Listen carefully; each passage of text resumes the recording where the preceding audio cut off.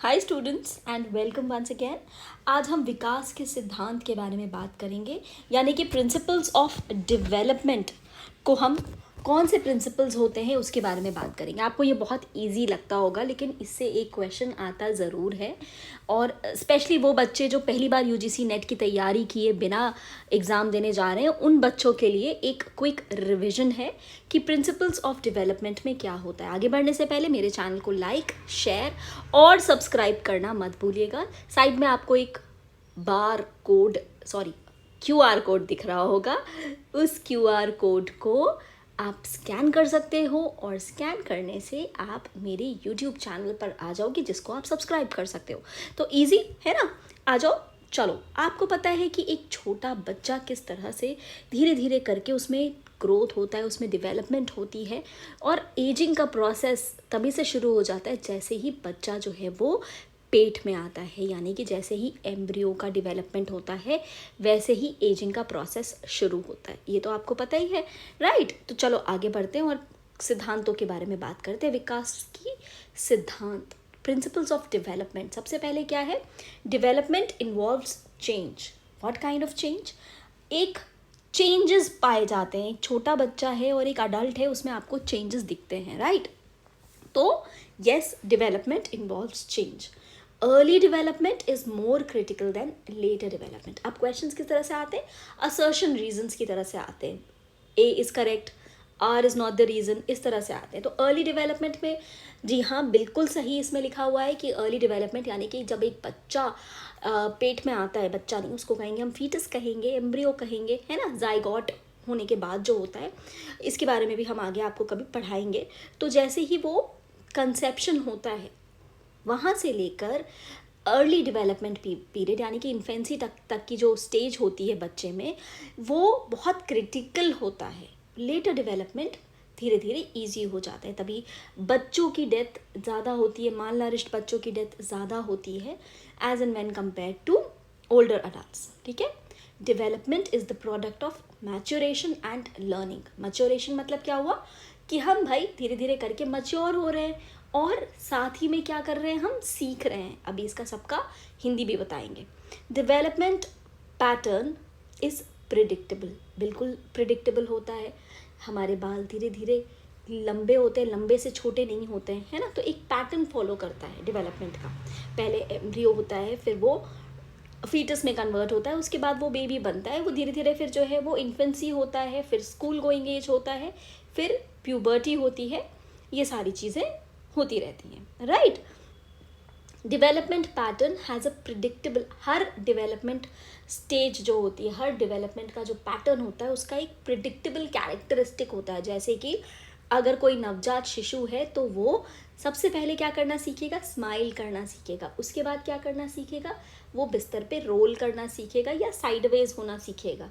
उसके बाद वो बैठना सीखेगा, फिर वो खड़े होना सीखेगा सहारा लेके, और फिर धीरे धीरे करके वो चलना सीखता है। तो क्या है, सब में डिफरेंसेस है। ठीक है, मतलब एक इंडिविजुअल डिफरेंसेस होते हैं डेवलपमेंट में। There are periods in development pattern. There are periods, बहुत सारे पीरियड्स होते हैं। ठीक है, अडोलेसेंस, अडल्टहुड, ओल्ड एज, इस तरह का। There are social expectations for every development period. हर पीरियड का कुछ ना कुछ सामाजिक एक्सपेक्टेशन होता है।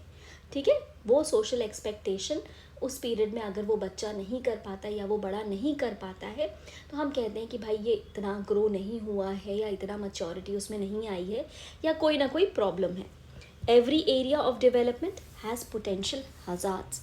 कहीं ना कहीं हर एरिया में कुछ ना कुछ प्रॉब्लम्स हो सकती हैं, ये बोला है। और हैप्पीनेस जो है अलग अलग टाइम पे अलग अलग चीज़ों से मिलती हैं, अलग अलग तरीके से हमको खुशी मिलती है, राइट। इसी का हिंदी में मैंने डाला हुआ है। इसका हिंदी का क्या है? विकास में परिवर्तन शामिल है। प्रारंभिक विकास बाद के विकास की तुलना में अधिक महत्वपूर्ण होता है। विकास परिपक्वता और सीखने का परिणाम है ना, मैच्योरेशन एंड लर्निंग।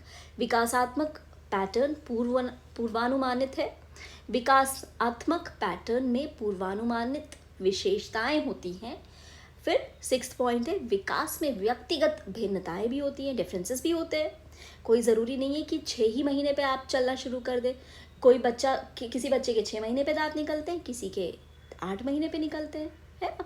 किसी को 1 ही साल पे वो चलना शुरू कर देता है, कोई 1.5 साल पे, कोई 1.25 साल पे चलना शुरू करता है, राइट? तो भिन्नताएं तो होती हैं। विकास पैटर्न में अवधियां होती हैं, there is different period, time periods, ठीक है? प्रत्येक विकास अवधि के लिए सामाजिक अपेक्षाएं होती हैं। विकास के प्रत्येक क्षेत्र में संभावित खतरे भी होते हैं, हज़ार्ड्स भी होते हैं। विकास की अलग अलग अवधि में खुशी अलग अलग तरीके की होती है। अभी आप बचपन में आपको एक टॉय मिल जाता है तो आपकी खुशी आ जाती है बाहर, लेकिन अगर एडोलेसेंस में आपको एक गर्लफ्रेंड मिल जाएगी या बॉयफ्रेंड मिल जाएगा तो आपको ज़्यादा खुशी आएगी, right? So that was just a joke. So अब क्या बताया, ये जो आपको दिख रहा है फोटो, इधर लेफ्ट हैंड साइड पे एक अडल्ट है और राइट हैंड साइड पे एक इन्फेंट है। तो ये बोला गया है कि एक इन्फेंट, जो नवजात शिशु जो पैदा होता है, वो अडल्ट की तरह नहीं होता है। उसका जो बॉडी का प्रोपोर्शन होता है, बॉडी का साइज़ होता है, ऑर्गन्स के जो साइजेस होते हैं वो अडल्ट की तरह नहीं होते हैं, ठीक है? अगर हम एक नवजात शिशु को उसी के प्रोपोर्शन के हिसाब से हम उसको मैच्योर कर दें, अडल्ट कर दें, तो पता है क्या होगा? एकदम एलियन लगना शुरू कर देगा। क्योंकि जब एक बच्चा पैदा होता है तो उसका सर जो है वो 1/3 होता है और बाकी के 2/3 भाग में उसका बाकी का शरीर होता है। लेकिन जब वो हम बड़े होने लगते हैं तो सर जो है वो छोटा हो जाता है और हमारा धड़ जो है वो लंबा होने लग जाता है, ठीक है? सो ये बॉडी प्रोपोर्शंस है। आँखें हमारी जो है वो वैसी ही रहती हैं, वो मच्योर्ड होती हैं at the time of birth, fully mature होती, वो ग्रो नहीं करती। लेकिन हमारे हाथ, हमारे पैर, हमारा धड़, मैक्सिमम पार्ट्स हमारे ग्रो करते हैं at different stages of the life cycle.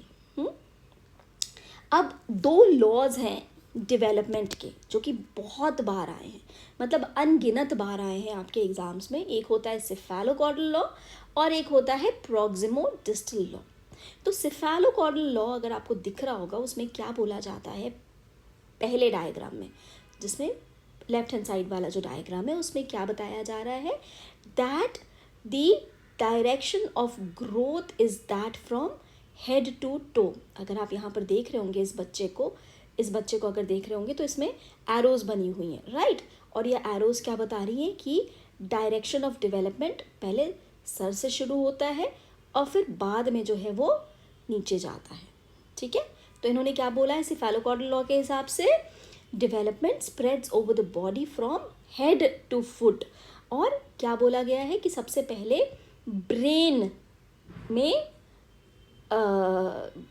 Brain बनना शुरू होता है बच्चे का, और उसके बाद जो है उसका ट्रंक, नीचे का धड़ जो है फिर उसके बाद बनता है, ठीक है? फिजिकल और फंक्शनल डेवलपमेंट दोनों को इंक्लूड करता है।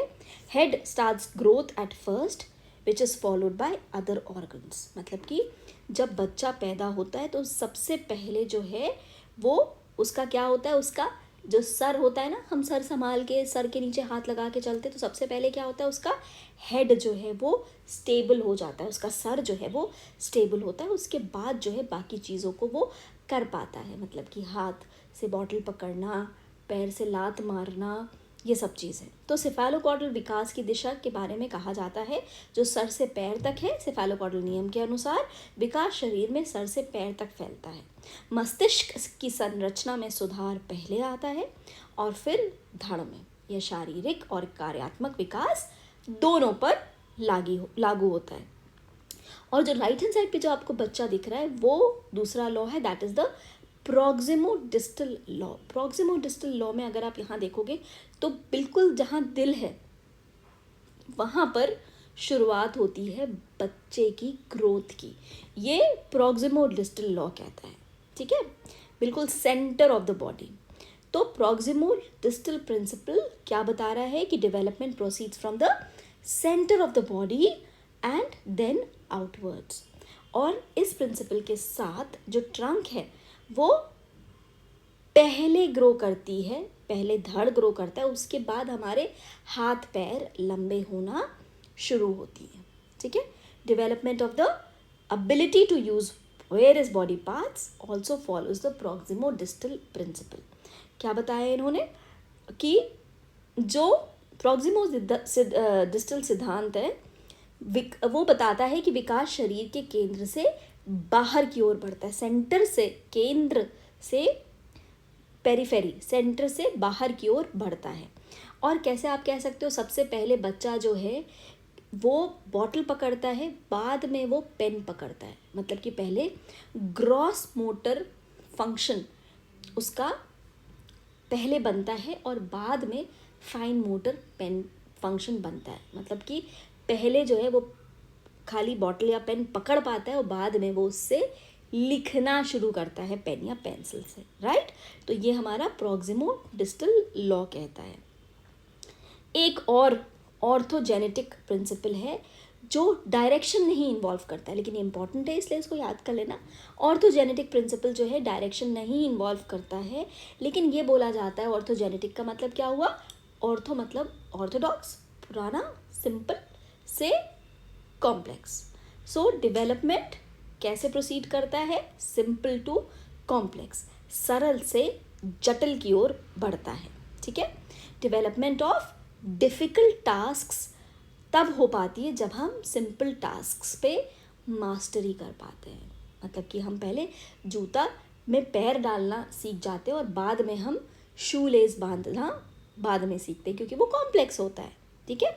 और एक स्टेज के बाद ही हम दूसरे स्टेज पे जाते हैं। तो क्या लिखा है, अधिक कठिन कार्यों का विकास सरल कार्यों में महारत हासिल करने से शुरू होता है।